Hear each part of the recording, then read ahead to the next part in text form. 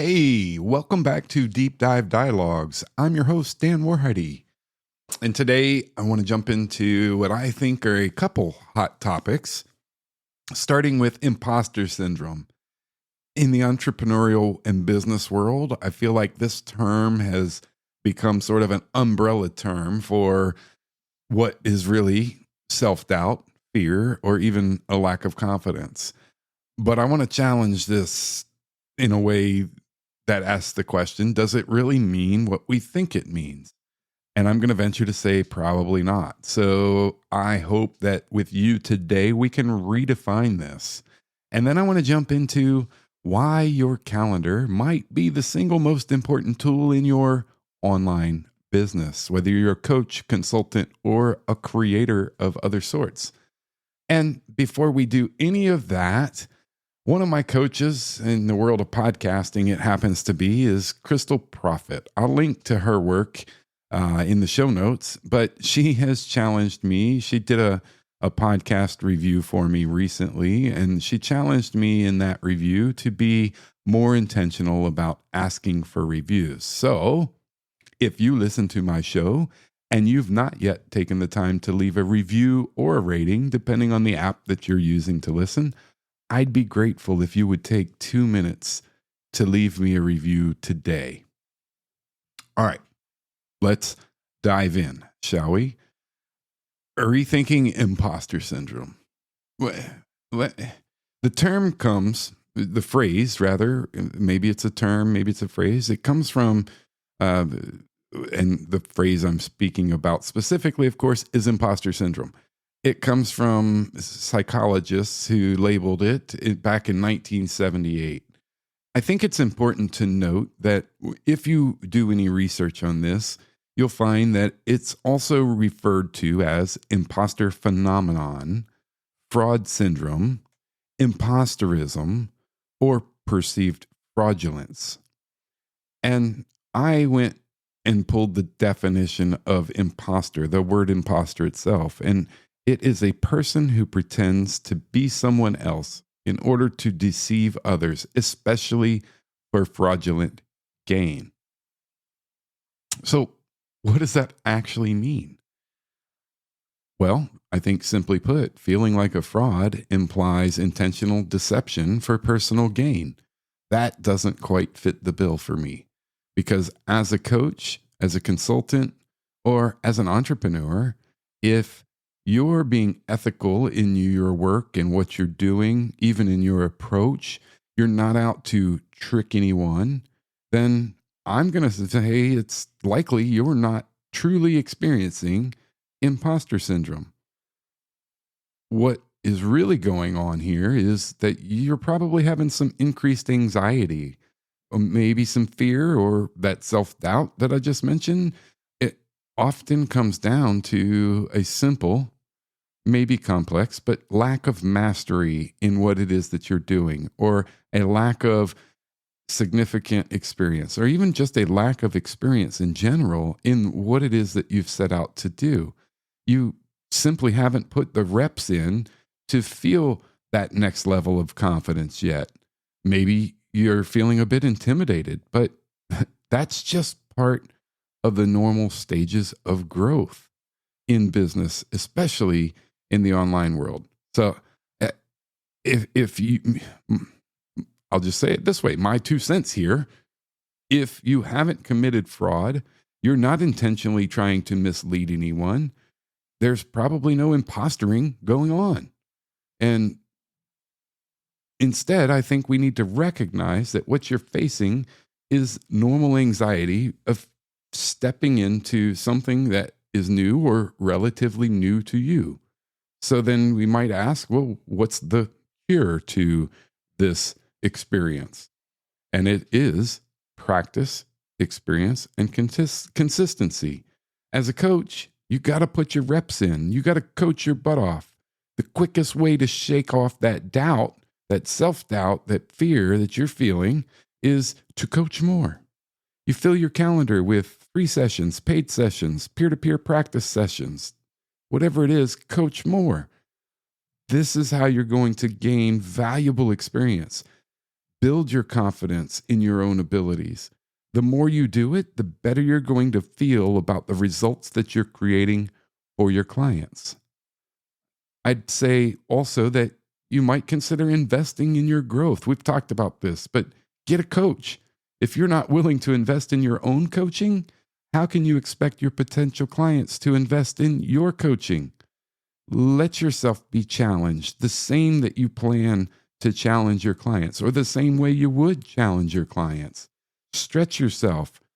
If you say something like, well, I'd love to hire a coach right now, but I can't afford it. Well, what would you tell your client? What are you challenging them to do that's just out of reach for them? If you're not willing to do it, how do you expect them to be willing to do it?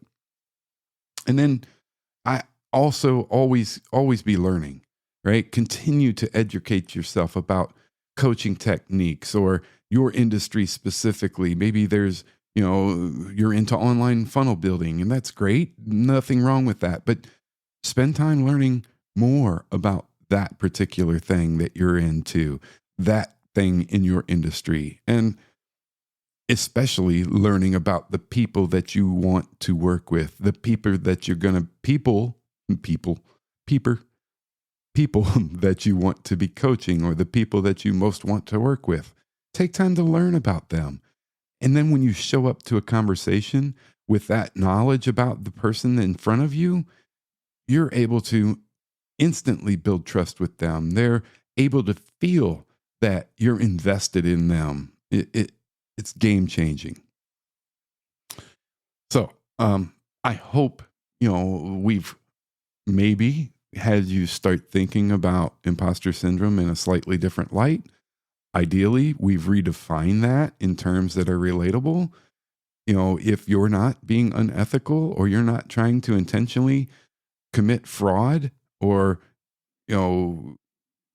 convince somebody of something that's untrue, a lie, unethical, illegal, then imposter syndrome may be the wrong phraseology. The other thing I wanted to talk about today, and I realize this is a holiday week for most of us listening or participating, and I wanted to keep this episode fairly short because it will come out in the U.S. Christmas Eve. So the other thing I wanted to talk about is, funny enough, what's on your calendar? Are you scheduling conversations like it's your job? If you want to grow your online business, if you want to grow as a coach or consultant, then you have to talk to people. You have to talk to clients. You have to talk to potential clients. You have to talk to potential partners. If it's not on your calendar, is it even real? You have to make it intentional. You need to block off specific times to connect, specific times to be in connection. That's the actual calls, right? You want to take off. If you don't have calls scheduled, then when are you working to schedule them? You want to make sure that you're doing everything you can in your business to get these things onto your calendar so that it is real for you. It is real for your business, and it's real for the people that you're talking to. When you do hop on a call, I want to challenge you to simply focus on the person in front of you. I don't want you to worry about your entire day or week of calls. I just want you to focus on being present with the person in front of you, taking the time before that call to learn everything you can about that person, or at least learn as much as you can in the time you have about that person, and then show up, be present, be genuinely curious about and interested in the person that you're on that call with. That one conversation could open doors for partnership opportunities. It could open doors for referrals or for future clients. Maybe that person 3 years from now has a challenge that they want to work with you on, or maybe that person will never work with you, but send you other people who are your absolute favorite clients. You never know where that one conversation could lead to. So being intentional with them, being focused on them, and deeply curious about that person is going to be a tremendous factor in what you're doing with this time in these conversations. And then keep inviting people. Offer sample sessions, offer workshops, make bold proposals every opportunity you have. Invite people consistently to experience your coaching. The more conversations that you schedule, the more your impact, your confidence, all the things are going to grow, especially your income. If you want to increase your income, the number one way to do it is to do the work in your business. And if it's not on your calendar, the question is, are you really doing the work? Right? If I think Dave Ramsey said it best. I heard him say it sometime years ago, and I don't remember if it was a podcast or maybe I read it or it was at one of the live events that I attended with their crew. But Dave Ramsey said, if you were paying you to do the work that you're doing right now, would you fire you? And all that simply means is, are you treating your business like it's your job, or are you treating it like it's something that you spend time in when you want to? And hey, I'm not saying there's anything wrong with creating a life of freedom as you build your business, but if you're putting in a month worth of hours, let's talk about this in billable hours. If you're putting in a month's worth of billable hours over a year and expecting year results and not 1 month results, then you're probably looking at this from the wrong perspective. If you're expecting year growth, year results, year income, then you have to put in a year's worth of work. What does that look like for you? What does that look like for your business? All right.